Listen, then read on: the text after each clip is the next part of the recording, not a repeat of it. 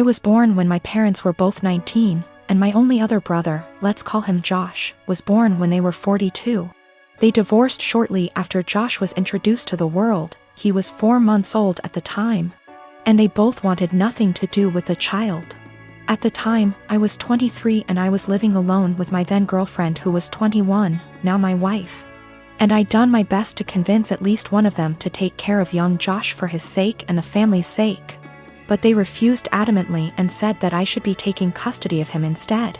So I became legal guardian of my brother and he's been living with us for the past 12 years and things have been going really smooth for us. Josh, now almost 13, has been calling me Dad and my wife Mum and our 2 children, 4, 9 years.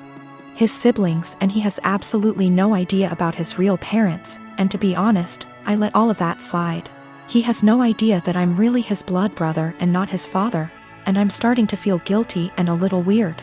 Some of my uncles and aunts come to visit occasionally and they are really disgusted at the fact he calls me Dad, and they are surprised I haven't told him the truth.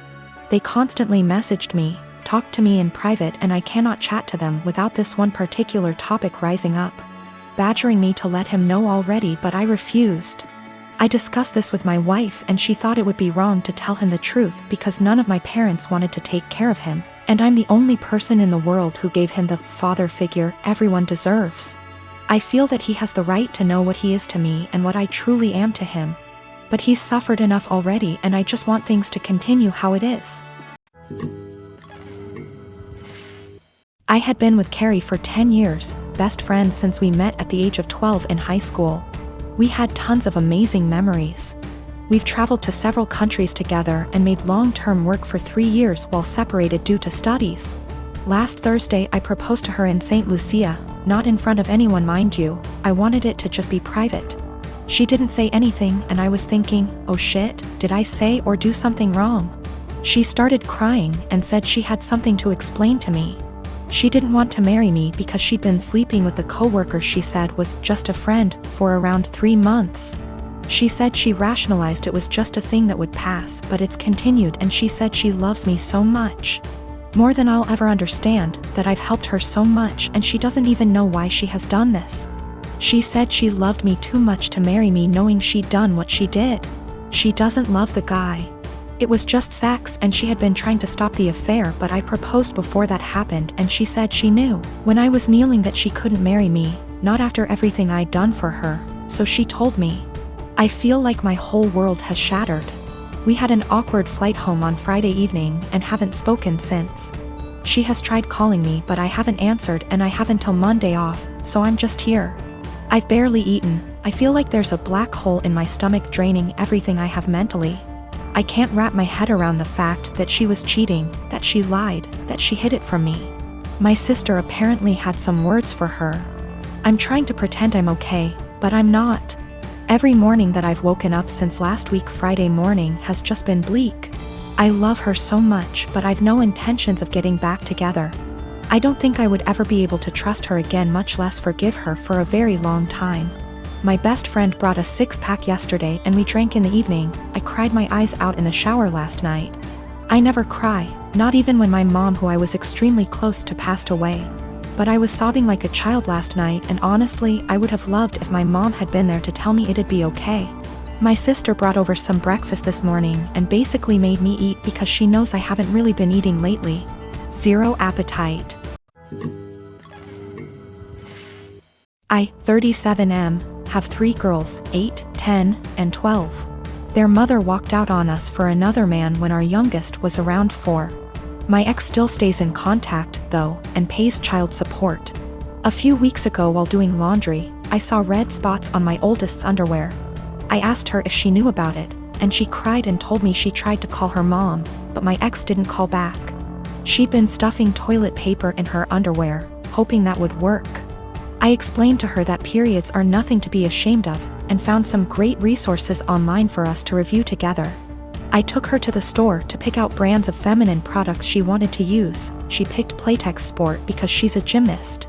After we were done, I decided I should do the same thing with my other 2. My 12 years old volunteered to be part of preparing them, and we made a whole night of it. It was wonderful. And I learned a lot. I even learned what a menstrual cup is, and how they benefit the environment. The other day, my ex called back. I'll usually arrange a video chat and leave the room so they can have some alone time, and when they're done chatting, I'll come back in to talk boring co-parenting stuff like school, bills, etc. This last time, my ex was furious with me for talking about periods with the girls. She shouted at me that I was sick and perverted. Why didn't I call her myself if I knew it was so urgent? I could have called one of their grandmas / aunts, but my mom has dementia, while her mom and sisters call me a loser because I teach kindergarten, so I'm not fond of them. My ex told me I was being immature and should have just toughed it out for the girls. This really pissed me off, so I shouted back that maybe if she wasn't such a deadbeat and answered her goddamned phone once in a while, she could have handled this. I brought up everything she does that hurts them. She hasn't been to a single soccer game, piano recital, or gymnastics meet in 2 years. Every other weekend when they come home from her house, they go straight to their rooms, only to emerge hours later asking me why she loves her new husband more than them, and what did they do to make her leave. My ex responded by saying I should tell them it's not their fault I couldn't satisfy her, and I screamed. And she just smirked and pointed behind me, saying, "Look what you did," when I turned around. My 8 years old and 10 years old were standing in the doorway crying. It broke my heart. I never shout, so I know I scared them. My 12 years old stormed in and started screaming at her mom, and while I appreciate her sticking up for me, this is not a battle I want her fighting. My ex hung up before I could fully de-escalate the situation. And let's just say the girls have been given free reign of the ice cream and limitless hours of video games, because I feel so bad. I even watched all the Twilight movies with them, so don't say I don't love them. I, 29F, dated a guy Joe, 30M, for 3 months before he left me to go back to his ex Kim, 30F. Right after we broke up I found out I was pregnant and now I'm at 24 weeks. I let him know and he was ecstatic. Turns out his girlfriend had fertility issues and would likely never be able to get pregnant naturally, and he has always wanted to be a father. Getting back together was out of the question for both of us, so he's still with his girlfriend.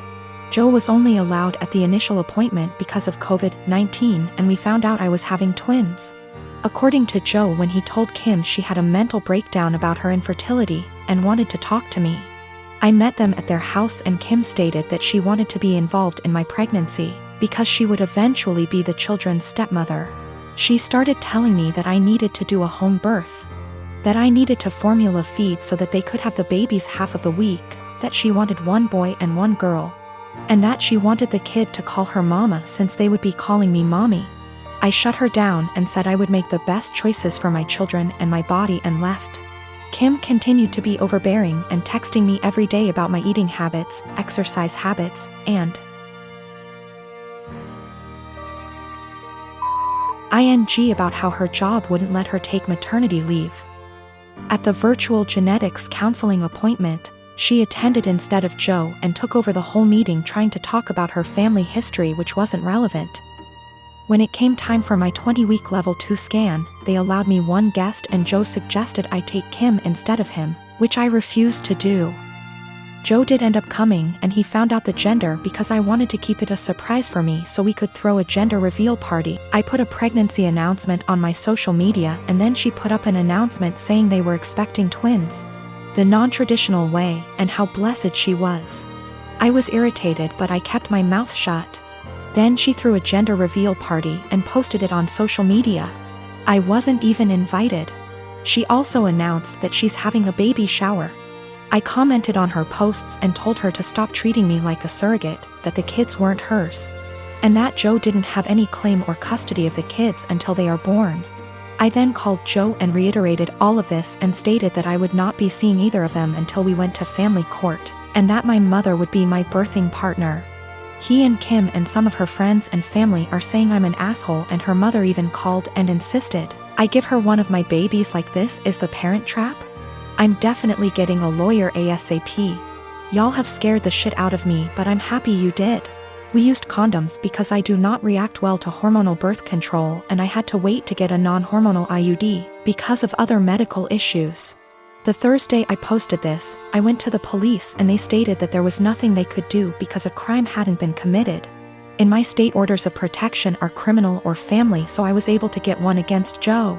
On Friday, I did get a lawyer and they let me know in my state there was nothing I could do as far as custody before the babies are born. So I will be leaving my state soon to ensure that this isn't my baby's home state and I can't be charged with anything.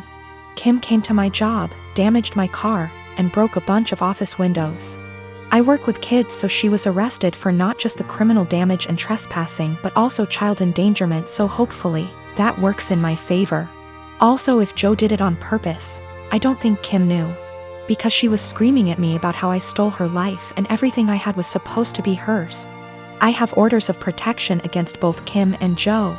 I left the state anyway and Joe and Kim started harassing me again because there's no legal jurisdiction when you leave the state. But I have enough evidence that I was able to press charges in my current state as well and will be pursuing a restraining order here.